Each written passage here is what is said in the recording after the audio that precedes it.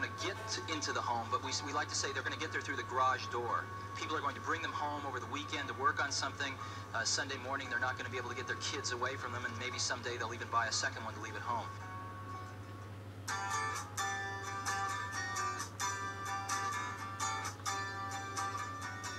The strangest thing about Apple is it hasn't had a good consumer product. Here's one of the best consumer brands in the world, and they haven't had a compelling product under $2,000. And the one we introduced today, the iMac, is incredibly sweet.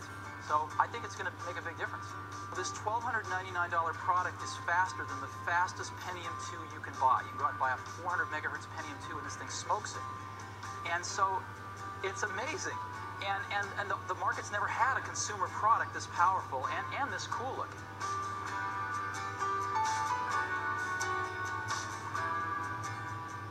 What is iPod? iPod is an MP3 music player, has CD quality music, and it plays all of the popular open formats of digital music. But the biggest thing about iPod is it holds 1,000 songs.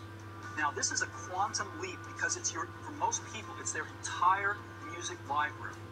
This is huge. The coolest thing about iPod is that your entire music library fits in your pocket.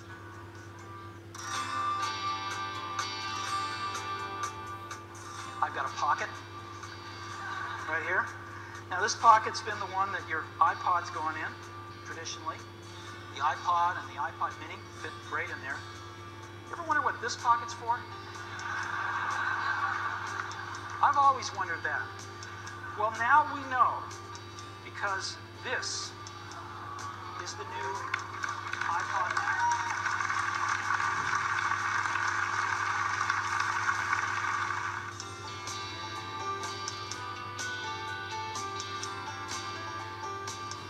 Today, Apple is going to reinvent the phone.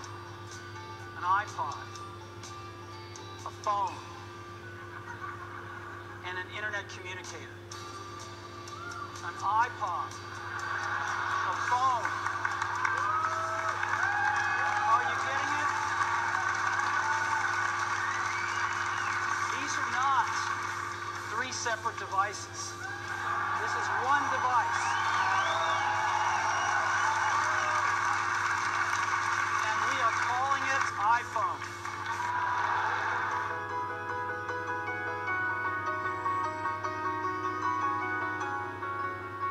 Question has arisen lately. Is there room for a third category of device in the middle? Something that's between a laptop and a smartphone. And of course, we've pondered this question for years as well. The bar's pretty high. In order to really create a new category of devices, those devices are going to have to be far better at doing some key tasks. And we call it the iPad. What this device does is extraordinary. You can browse the web with it. It is the best browsing experience you've ever had. It's phenomenal to see a whole web page right in front of you, and you can manipulate with your fingers. It's unbelievably great. Way better than a laptop. Way better than a smartphone.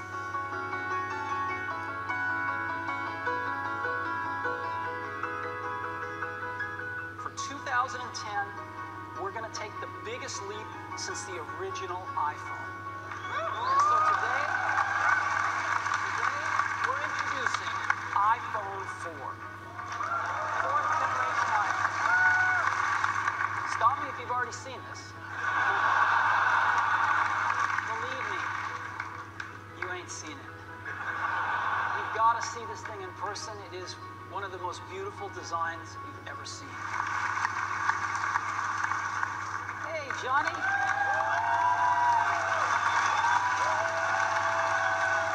I grew up here in the U.S. with the Jetsons and with Star Trek and communicators, and just dreaming about this. You know, dreaming about video calling, and it's real now.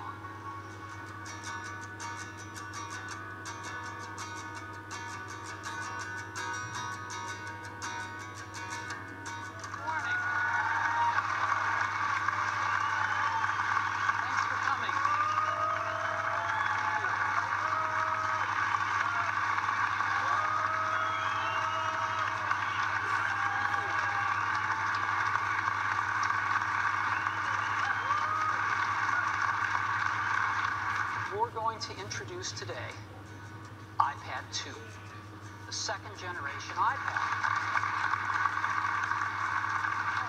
It is an all-new design. It is not a tweaked design. It's not got marginal improvements. It's a completely new design. And the first thing is, it's dramatically faster. One of the most startling things about the iPad 2 is it is dramatically thinner. Not a little bit thinner, a third thinner. And that is iPad 2.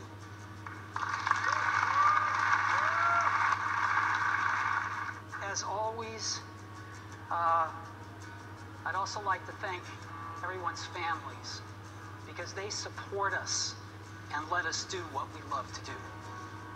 So thank you very much to our extended families out there who make it possible for us to work our tails off making these great products for you.